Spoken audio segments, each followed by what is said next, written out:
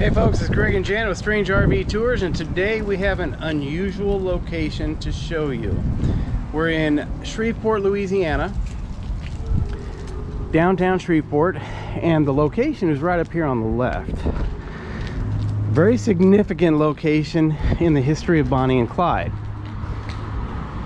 This storefront right here used to be the Majestic Cafe.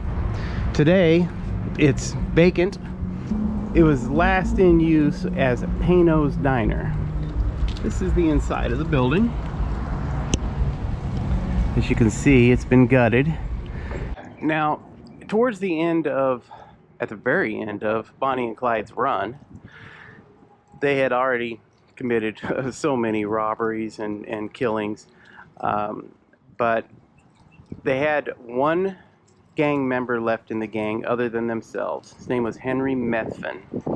And Harry Methvin, Clyde had implicated him in the killing of the two police officers in Grapevine, where they had been basically they had taken a nap in the car and two police officers on motorcycles pulled up behind them.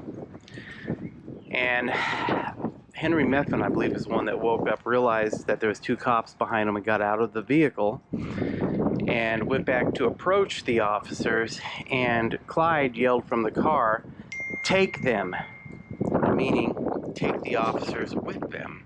But Henry misunderstood Clyde and killed the two officers, apparently. So Clyde had told his parents this later. That's how I found out about this. Well, anyways, that was on May, it was in early mid-May, I don't know. Anyways, now later, they are trying to get out of Texas and they're heading to Louisiana because Henry Methvin had asked them if he could give them a ride to his family's farm. So they told him yes, that they would, which I believe is in Ruston, Louisiana.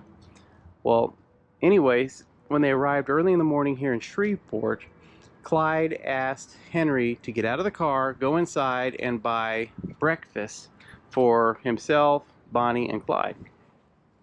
So Henry entered this cafe here, and bad news for them. While he was inside the cafe, a police officer drove by.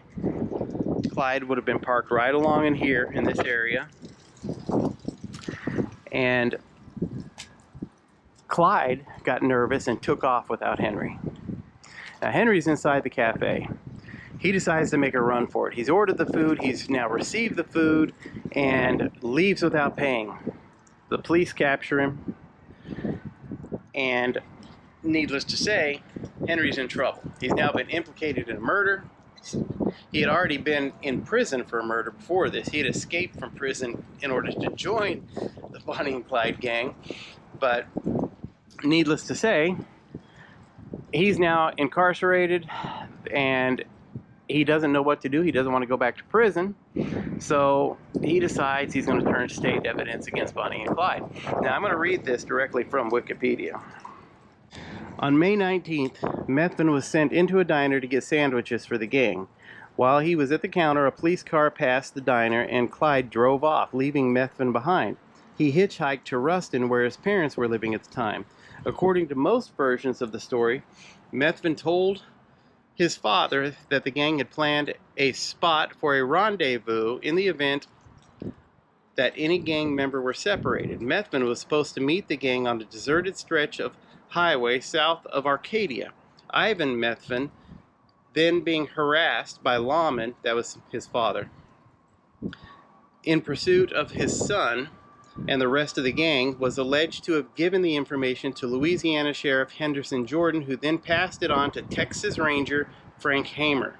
In exchange, Methvin was promised that his son would not get the death penalty for the murders of troopers Wheeler and Murphy in Grapevine, Texas, 2 months earlier. It is unclear whether Henry Methvin was aware of this arrangement.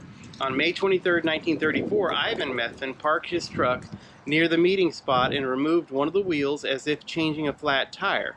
When Bonnie and Clyde stopped to assist Methvin, Hamer gave the signal and his six-man posse fired, killing both Bonnie and Clyde. An alternate scenario in the 1990s, supposedly suppressed for over 60 years, claimed that Ivan Methvin had been forced to go along with the ambush. He was stopped by lawmen on the highway and tied to a tree while his truck was parked on the road so that Bonnie and Clyde would slow down and be looking in the wrong direction when the ambush occurred. Afterwards, Hamer reassured Ivan Methvin that Henry hadn't been present or killed, and made a deal with him that Henry would not be charged for the Grapevine killings in exchange for Ivan Methvin saying nothing about the unlawful confinement. Now, Ivan Methvin, the father of Henry Methvin, died a couple years later by being struck by a vehicle. The strange thing is, it was the side of the vehicle that struck him. It wasn't the front or the back. So was the vehicle sliding towards him sideways when it hit him? Or it's just a suspicious case, the way he died. Now, Henry died later in life by being run over by a train, if you can believe that. He was drunk and trying to make it across the train tracks and didn't quite make it.